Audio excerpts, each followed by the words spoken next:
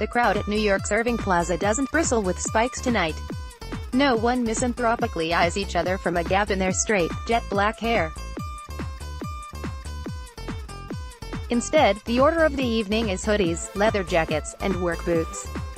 Lots of people wear ornate depictions of Satan or the word CUNT on their clothing, but they don't seem interested in sacrificing anyone or saying that word too cavalierly. In a scene as fashion-oriented, real talk though, as black metal, this says something. This audience isn't here to immerse themselves in philosophical darkness with no real name. They're here to see Cradle of Filth, black metal's most recognizable act. They're here to see a big concert where they can sing along to songs about sex and vampires. We've come back with a considerably bigger stage show, says Cradle frontman Donnie Filth over the phone a few weeks before the show. So for a start, I'm looking forward for that all to come together. We went out to LA for 3 days before the tour, to hole up in a rehearsal room and try all the new lighting, the ice cannon thingies and costume changes, the stuff that's going to take it the next step level.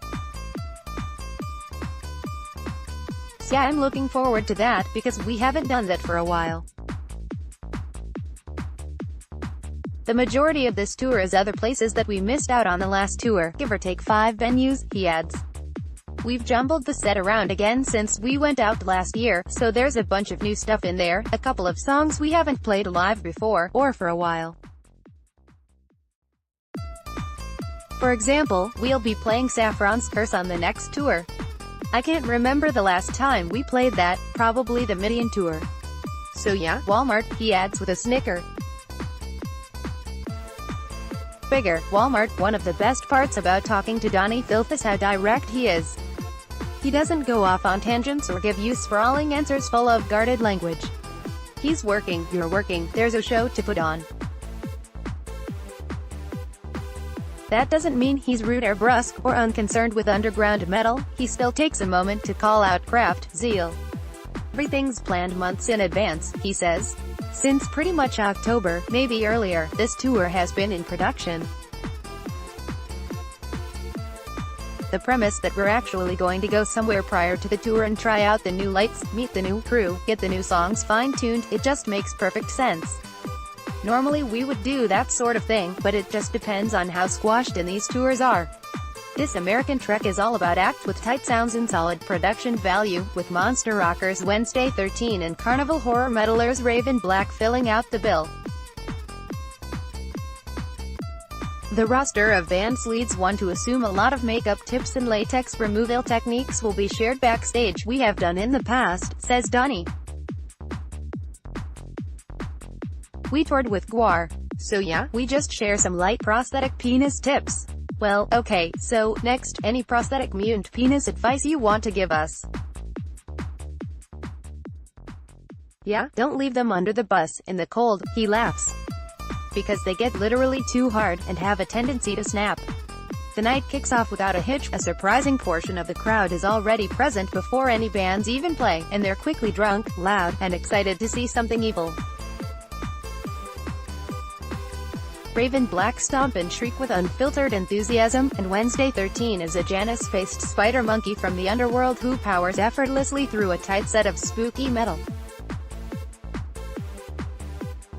Though the crowd is appreciative, it's obvious they want something more sinister, and as the stage is festooned with a rose-covered altar of keyboards, a Baphomet mic stand, and a line of flickered gothic lanterns, people start screaming and just don't stop.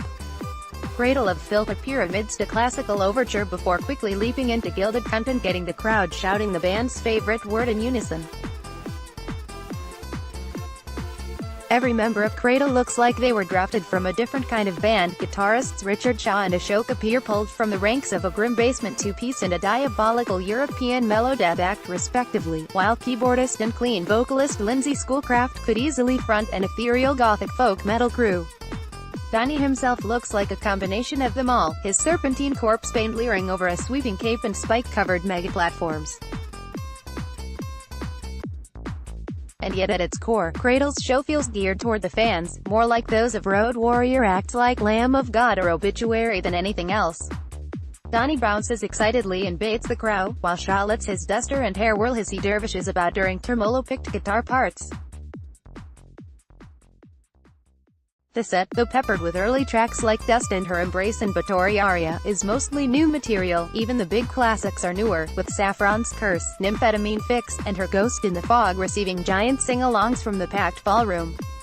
Even after the band toss out guitar picks, take a selfie, and leave, the audience never loses its fire, and chants "Cradle" all the way down the stairs of Irving Plaza and out into the street. Rather than exhaust the enthusiasm of their fanbase, it seems that Cradle of Filth have only stoked that fascination further by putting on a show fans who want even their esoteric occult evil to be super entertaining. "I think there's more avenues for bands these days," says Donnie when asked how he thinks the climate is changing for metal bands looking to make their name. "There's more places to tour. Russia's opening up, the Ukraine, Eastern Europe. I think due to the current state of music, which is slightly repairing itself, there are more festivals, more tours. Even if people aren't investing in the physical product, they come out. People have always tape traded, but it's so immediate nowadays. It's easy to download 20 to 30 albums in an afternoon, and you lose appreciation of it." Read more.